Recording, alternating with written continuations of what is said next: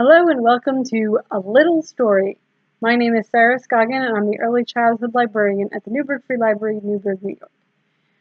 Are you a storyteller? I am. Actually, we all are, right from the moment we first learn to use language. This is a program designed to help you craft that story, however, the story of your little one, beyond just the baby book. A special welcome to all of you who are following along with our summer reading program, Imagine Your Story. You can still sign up for the summer reading program digital platform Read Squared if you've not already done so and would like to.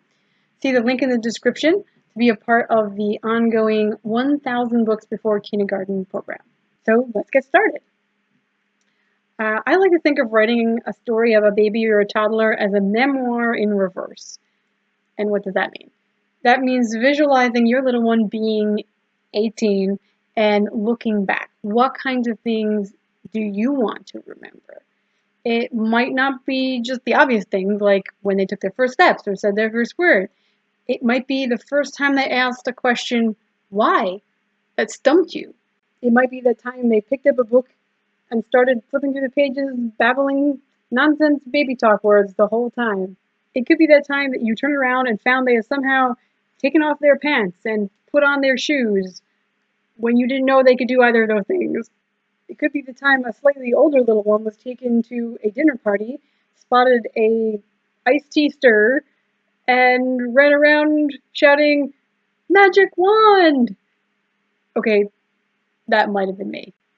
The point is that I've never ever seen a slot for any of those things in a standard baby book or in a pre-made scrapbook. Or you might not think to write them down anyway. Maybe you just want to remember exactly how you felt one day when your little one hugged you for no reason and your heart just melted. So, right, reverse memoir.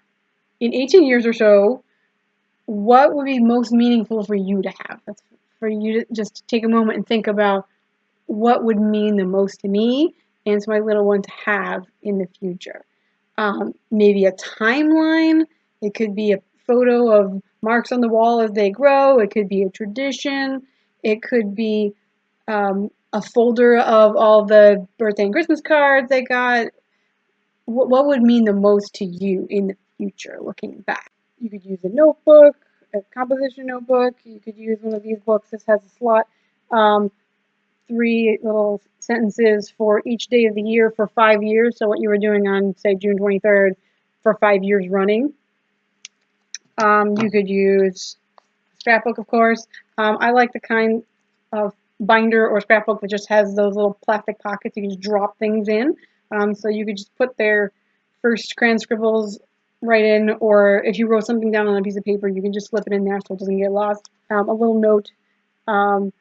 Try to remember to write the date, even if it's just on a scrap of paper, on the paper itself. As a former archivist, I had that drilled into me, write the date on everything. So my husband and I have a little one, and we were given a baby book to fill in. It has all pre-created slots for you to fill in. But in the margins or at the bottom, I would add my own categories. Like we had a category for nicknames. Every month we had a different nickname that just came about. So for instance, one month we called her Little Jelly Bean because when she woke up from her nap, she would curl herself into a cute little jelly bean. And we were looking through this book at her first year birthday. And so that was not that many months since we wrote those things down. And I already forgotten about the little jelly bean nickname. So life is composed of too many millions of little things to remember. So to just write those kind of tiny things down, that will be like the mosaic of your story. You could, of course, keep a journal, but if you're not the journaling type, or like me, I found it really hard to keep up the motivation to keep with a journal. So instead, I have a space in my planner. So here's a sample planner page. You're just seeing the corner there, the journal box. So something that struck me as funny, at the end of the day, I look back and think, and I wrote, little one lost one of her socks. And when she noticed, she pointed at her foot and said, more sock, mommy.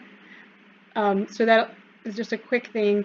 I encourage you to find a slot in your day, even if it's just a 30-second slot that you have pretty much every day, so that you'll have an opportunity to remember what happened just that past day and write it down, a little note. Could be while your coffee's brewing or right after you brush your teeth, whatever works in your schedule. You could do something like put a little smiley face next to all the comments that relate to your little one or little ones, so that if you wanted to collect them later, you can just flip through your planner and look for that smiley face. You could write down something that you are grateful for that day about your child. Just anything that is an important memory from that day. The planner note could be something that you hope. Let's say, for example, you got an invitation for your high school reunion, and you say in your journal note there in your planner, I hope that you can look back someday with fond memories of your time in high school and all the things you did while you bridged the gap between kid and young man or young lady. And this right note in your planner works no matter how old your kid is. I mean, you don't have to stop when they go to kindergarten. You can do this throughout their whole life. So you'll have little notes.